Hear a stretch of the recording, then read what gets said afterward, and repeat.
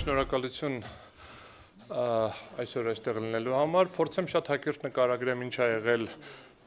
վարչական վարույթում շատ կարճ դատարանում ու եթե հարցեր կլինեն արդեն ավելի առարկայական պատասխանենք, ըստ էության եւ վարչական վարույթի լսումները եւ դատական գործընթացը համարյա ամբողջությամբ ուղիղ եթերով բավականին շատ ԶԼՄ-ներով տարածվել է։ Վարչական դատարանում բողոքարկել ենք ՀԾԿՀ որոշումը, որով որոշվել էր հեծի լիցենզիայի ձրկել, բաշխի ցանցերի լիցենզիայի ձրկել, համապատասխանաբար,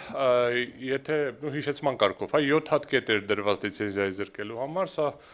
մեկ Ամերիկայում կեսկատակ ասում են 2 հատ սմահ են տվել, 3 հատ չգիտեմ ինչ, ՀԾԿՀ-ն որոշել էր 7 առանձին հիմքերով ձրկել լիցենզիայից։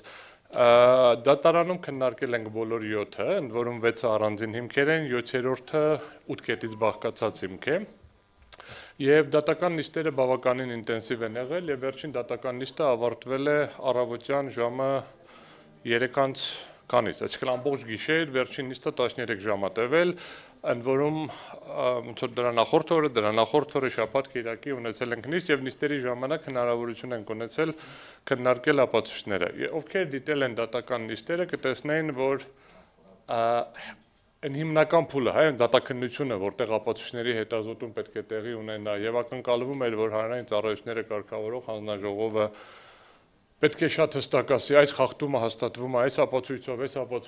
ապացույցով, դրան պատրաստ չէր եւ ամեն անգամ ամեն հարցի քննարկելուց բավականին երկար ապացույցներն էին նայում, փորձում էին ասեն, որ փաստաթուղթը որի հետ համադրենք Եվ արդյունքում ակնհայտ էր, որ հանգամանքները չեն հաստատվում։ Դες բոլորին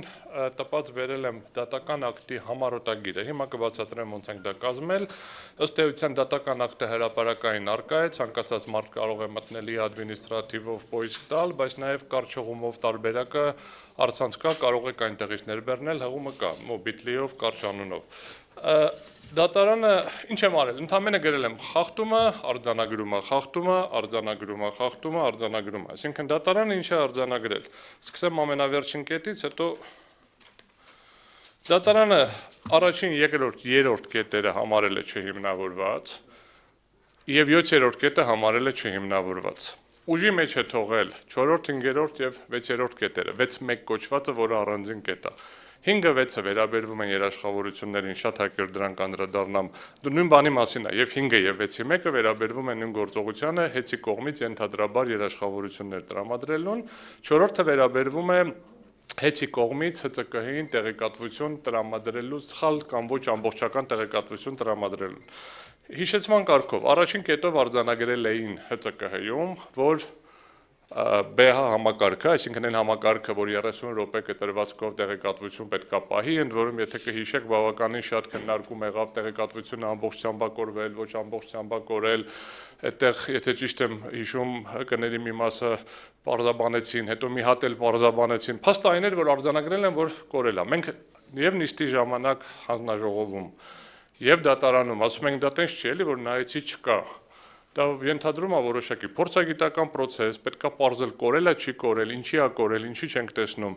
Եթե կհիշեք, նիստի ժամանակ ՀԾԿՀ-ում ասեցին, դե մենք երեկոյան նորից բացեցինք, նայեցինք, չեն գտել այդ տվյալները, ուրեմն այդ տվյալները կորել են։ Ընդ որում դրանից պատմեցին շատ դրամատիկ, որ մեր բոլորի մասին տեղեկությունները մի կոճակի սեղմումով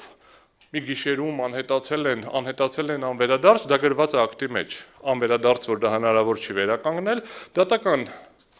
Դատարանի կողմից արձանագրել է, որ հետևաբար դատարանը գալիս է այն եզրահանգման, որ որոշման առաջին կետով արձանագրված իրավախախտումը ապացուցված չէ բավարար եւ պատշաճ ապացույցներով։ Ընդ որում, եթե տեքստը կարդաք, կտեսնեք, որ ասում է փաստը ներկայացվել է որպես դիտարկման արդյունք, այսինքն վարչական մարմնի սեփական ընկալում։ Չկա որևէ արտաքին կամ անկախ աղբյուր, օրինակ տեխնիկական փորձաքննություն կամ աուդիտ, որը կհաստատի, որ տվյալները իսկապես չեն գրանցվել, ջնջվել է ճակերտներով անշված, ավելի նիստի ժամանակ է, որ ասեցինք, լավ, սերվերում փորձել եք նայեք, ասեցին չէ։ Մենք ուղղակի ծրագիրը բացել ենք, չկար, համարեցինք, որ չկա, ջնջվել է ու դրա համար զրկել ենք լիցենզիայից։ Եթե լիներ տուգանք, եթե լիներ այլ պատասխանատվություն, կասենք լավ, ինչ որ միջամտության ավելի մեղմ տարբերակ, բայց կրկնում եմ, չպարզելով զրկվել է լիցենզիայից։ Երկրորդ կետը դա ամենաքաղաքականապես շարժ կետներ են, որ մտել են բոլորի գրպանները, հավելագրումների մասին էր խոսքը գնում, բազմաթիվ միլիոնավոր բաժանորդների մասին էր խոսքը գնում, երբ որ հեծը ընդհանուր առմամբ ունի 1,80,000 բաժանորդ, այսինքն 1 միլիոն կարանք ասենք, միլիոնավոր ամեն դեպքում չի կարող լինի, բայց այդ ձևակերպումներով տենց հրապարակումներ եղան, հետո տարբեր քննարկումներ եղավ, դատարանն ընդամենը արձանագրել է հետևյալը. Այս պայմաններում ներկայացված թվային տվյալները թեև կարող են վկայել առանձին խախտումների առկայության մասին, չեն կարող ինքնին բավարար հիմք հանդիսանալ դրանց համակարգված բնույթը հաստատելու համար, քանի որ առանց հարաբերակցական գնահատման հնարավոր չէ եզրակացնել, թե արձանագրված դեպքերը կրում են զանգվածային եւ կրկնվող բնույթ, թե ունեն բացառիկ կամ դրվագային բնույթ։ Հետևաբար վարչական մարմնի կողմից համակարգված խախտումների վերաբերյալ արված եզրահանգումը չի ապահովում բավարար հիմքերով, միջև էլ արձանագրել էր, որ նշված ընդհանուր ցուցանիշից չի բխում, թե կոնկրետ որ ժամանակահատվածում, որ հաշվիչների կամ որ անձանց գործողությունների արդյունքում է ձևավորված տարբերությունը։ Սա զուտ հիշեցնելու համար ասեմ, որ նիստի ժամանակ, որ ասում ենք, որ ապացույց, ինչ որ ապացույց էին մատնանշում, ասում են, այ այս ցուցանիշները, տեսեք, ինչ որ մեկի հաշվիչի ցուցանիշներն այստեղ սխալ է լրացված։ Ասում են, կարանք բացենք, բացում ենք, տեսնում ենք, ճիշտը սխալը դժվար է գնահատել, բայց տեսնում ենք, ապրիլը կա, մայիսը մի քիչ աճել է, հունիսը մի քիչ էլ աճել, հուլիսը մի քիչ էլ աճել, օգոստոսը նույն թիվն է, սեպտեմբերը նույն թիվն է, հետո մեկ էլ հաշվիչը վառվել է։ Ասում ենք, լավ, այսինչ ասում են, դե գիտեք ինչ կապ չունի, որ դա տեղի է ունեցել ժամանակավոր կառավարչի կառավարման ժամանակ, մեկը որ դե հեծում է խախտում ա եղել։ Ասում ենք, լավ, բայց ասենք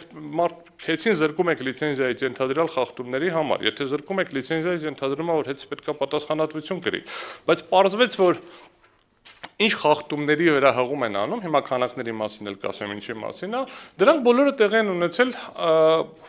օգոստոս, սեպտեմբեր, հուլիս, եթե դրանք խախտում են, սա էլ ուրիշ հարց է, որովհետև ապացույցների մեջ ակնհայտ հակասություններ կային, ասենք կա ապահավաքակցման ակտ, որը ստորագրված չի, որտեղ գրված է, որ այդ հաշվիչը հանելուց ինչ թիվ է եղել հաշվիչի վրա, եւ կա փորձագիտական եզրակացություն, որտեղ գրված է հաշվիչի ցուցատախտակը ընթեռնելի չի, հնարավոր չի տեսնել, փչացած է։ Ու մեկը չի, բազմաթիվ են տենց, այսինքն որ ապացույցը բացեցին կամ համարյա որ ապացույցը բացեցին, նմանատիպ խնդիրներ կար։ Ամբողջ դատական նիստի ընթացքում ես երևի մի հատ գործով էր, որ ինչ որ հնարավոր շեղում կար, այն էլ միջև վերջ պարզ չէր ինչ էր, որովհետեւ ոնց որ որը բացեցինք, ցույց տվեցինք խնդիր կար, որը բացեցինք, ցույց տվեցինք խնդիր կար, իսկ ՀՑԿ-ի արգումենտը հետեւյալն է, դե մեզ համար կարևոր չի ով է կառավարում, քանի որ հիմա ՀՑԿ-ն